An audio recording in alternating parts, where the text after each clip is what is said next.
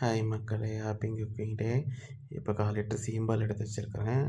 அதில் 1 டம்ளர் சர்க்கரை போட்டிருக்கிறேன்.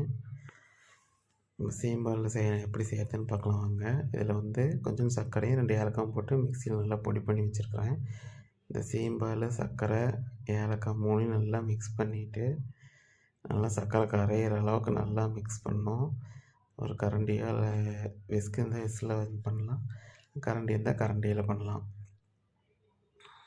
நல்லா கரண்டியில் நல்லா சர்க்கரை கரையிற அளவுக்கு நல்லா மிக்ஸ் பண்ணிவிட்டு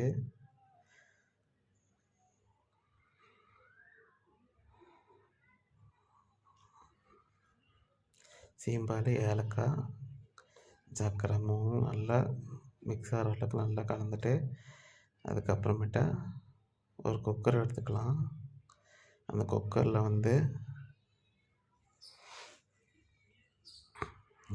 குக்கர் வச்சுட்டு குக்கரில் அது தேவையான அளவுக்கு ஒரு 2 சொம்பு தண்ணி ஊற்றிக்கலாம்.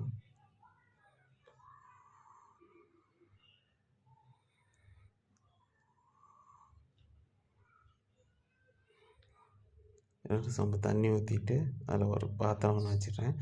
நீங்கள் ஸ்டாண்டு இருந்தால் ஸ்டாண்டு வச்சுக்கோங்க. நான் ஸ்டாண்டு இல்லை, அதனால் இந்த மாதிரி பாத்திரம் ஒன்று வச்சுட்டு அதுக்கு மேலே இதை வச்சுட்டு அப்படியே ஓரமாக கீழே விழுவாத அளவுக்கு ஓரமாக வச்சுட்டேன். தண்ணி கம்மியாக தான் இருக்குது, இன்னொரு சொம்பு கூட ஊற்றிக்கலாம். அதுலேயே கொஞ்சம் நல்லா தண்ணி அந்த ஹீட்டு அந்த பாத்திரத்தில் படுற அளவுக்கு இன்னும் கொஞ்சம் நல்லா இது பண்ணிக்கலாம், தண்ணி விட்டுக்கலாம். குக்கரில் விசில் போடக்கூடாது, விசில் போடாத அப்படியே லைட்டாக மூடி போட்டு வச்சுக்கலாம். நல்லா ஒரு 20 நிமிஷம் மூடி போட்டு 20 நிமிஷம் ஆனதையும் நம்ம திறந்து பார்க்கலாம். சுவையான சீம்பால் கட்டி ரெடியாக இருக்கும். பாருங்கள் எப்படி இருக்குதுன்னு, கட்டி கட்டி அப்படியே சூப்பராக இருக்குது. ஹீட்டுக்கு அப்படியே கவுத்துறதுக்கு ஹீட்டுக்கு அப்படியே வரல, நல்லா சூப்பராக கட்டி கட்டியாக வந்துருச்சு.